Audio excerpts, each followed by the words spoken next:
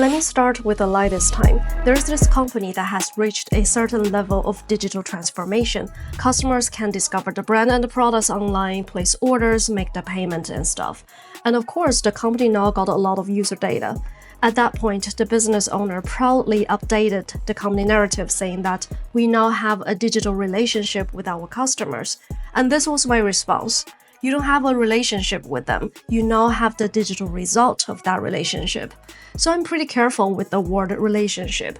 What many companies don't realize is that if you can't meaningfully influence how customers make decisions, then you are still in a position of being notified. Customers are just using a different channel to inform you whether they choose you or not.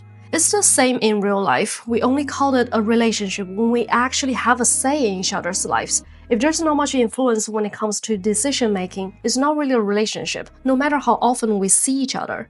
This reveals a limitation in how people in consumer-facing businesses understand digital transformation.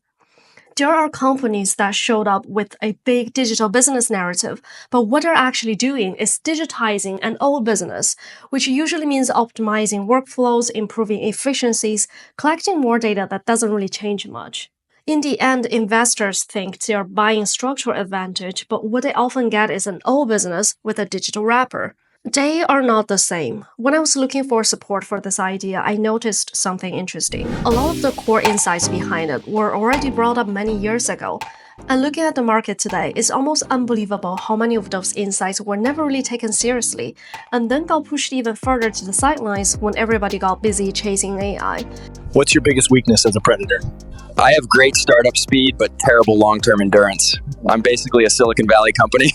So what I want to talk about this time is that what separates a digitalized business from a digital business that creates structural power, and once that foundation is in place, what kind of powerful relationships become possible.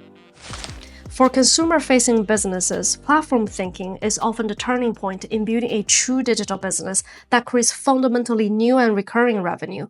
Telling that digital story is easy, rewriting the profit structure is hard. Now, product thinking is linear. A product is built, pushed to customers, the focus stays on serving them.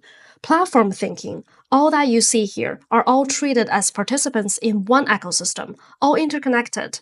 For them, the platform delivers an end-to-end customized offer or business. For the company, it optimizes operations through intelligent automation and enables proactive execution through predictive insights.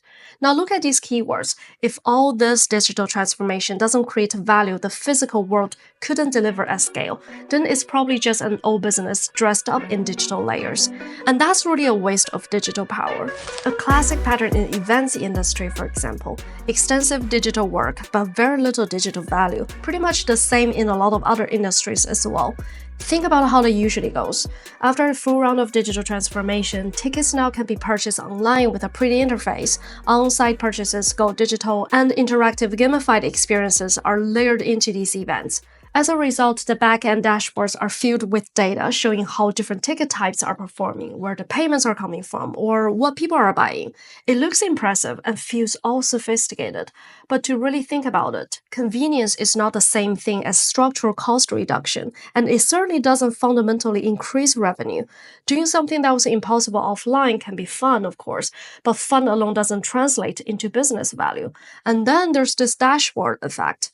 The moment companies see heat maps, funnels, charts, they start to feel like they have gone digital. What actually happens there is just that observation process that used to sit in Excel is now automated and visualized.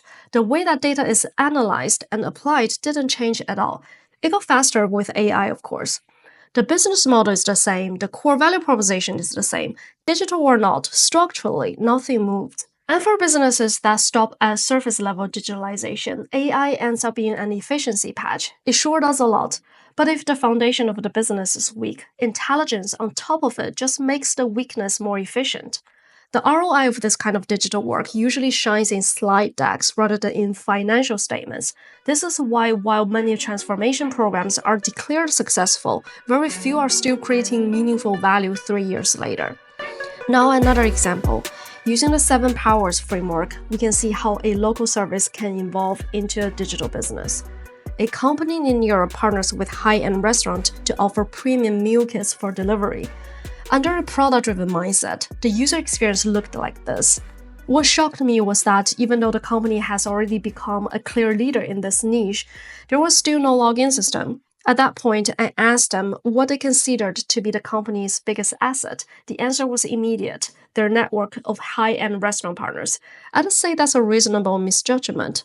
Back then, when team from another country tried to enter the market, they managed to push them out largely through its close relationship with local restaurants. But still, what I see as the biggest asset they got is this base of high-value customers they have already built. In a business like this, you can have as many partners as you want. It still doesn't mean customers will show up. But when you have a tightly defined, high-value user base with strong retention, partners will compete to access it. So platform thinking got one thing clear. It's the user base that holds the structural bargaining power and long-term defensibility. So once a solid user base is in place, the focus has to shift. And instead of simply presenting options and collecting orders, platform thinking focuses on co-creating with users and strengthening that relationship. The company curates high-quality home meal experiences. Users share those experiences, being part of the acquisition strategy, part of the conversion engine, part of the data layer that improves this experience, which means user accounts and a loyalty program are necessary. This is when network economies start to show up. More users generate higher quality content and stronger signals. Better content attracts more users. As that loop tightens, marginal acquisition costs go down. That's the classic network effect. At that point, the relationship with restaurants shifts as well. Rather than persuading them to join, the platform becomes a strategic gateway for local restaurants to access high-value customers. Costs that were once internal production expenses evolve into the cost of entry for the platform. What used to be subsidized now becomes part of the onboarding threshold. Then the next stage, this is where the platform can act as an intermediary, an attention broker, which basically means it's time to use this audience base as a leverage to pull in new partners, businesses that are relevant to this and want a piece of that attention.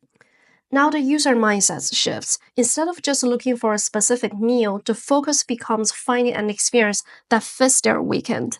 That's a whole different level of attachment. The curation mechanisms, the stories, the visible community feedback, all of that gradually becomes part of how this group decides what premium dining experience to choose. This content ecosystem actively shapes decisions and triggers new demand, something I've talked about in the first video. And this creates the second mode, switching costs. It goes way beyond just the price. There's decision costs, trust, and risk. In high-end consumption, these factors are huge. It's incredibly hard for new players to step in and displace it. What the company saw as its core assets, though, are not structurally dependent on them. If any other channels offers higher margin, there's very little reason for them to stay. The milestone here is the platform becoming a primary gateway for lifestyle business to reach high-value customers in the local market. As network effects and switching costs start feeding into each other, process power begins to take shape. As I have talked about in the e-commerce topic, volume alone is not defensible anymore. What matters is owning a discovery engine, a system that captures attention and constantly surfaces the most compelling options for that specific audience. Over time, the platform builds up this massive amount of operational know-how. It learns which combinations convert more, which content drives retention, and which partners resonate with which segments. It figures out the timing, the pricing, the subtle triggers. A competitor can replicate the interface. They can copy the menu. They can even copy the partner list. But they can't instantly replicate the accumulated decision logic behind the platform. And about the keywords that often come up around platformization start playing out in very concrete ways. A user decides on a Friday dinner, the platform shows the dining options, and right there some flowers can be delivered together, trigger demand, lower search cost. Wine doesn't have to go through layers of distributors anymore. It's matched directly to the meal and shown to the right audience. That's a direct hit on transaction cost. A private chef can connect it with customers on platforms, coordinate with other suppliers, and finish an order without the usual intermediaries. That's how coordination costs are reduced. At this point, the platform officially turns into a default gateway in the regional market for reaching high-value customers. Previously, most of the profit in this business came from commissions on transactions.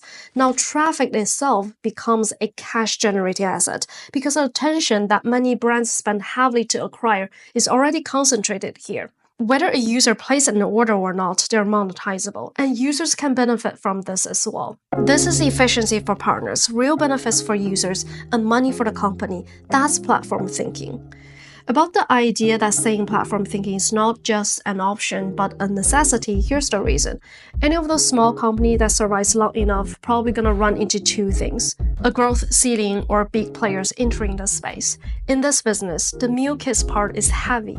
Big players won't go that deep for relatively low margins. However, the overall scale of profit there has its limit.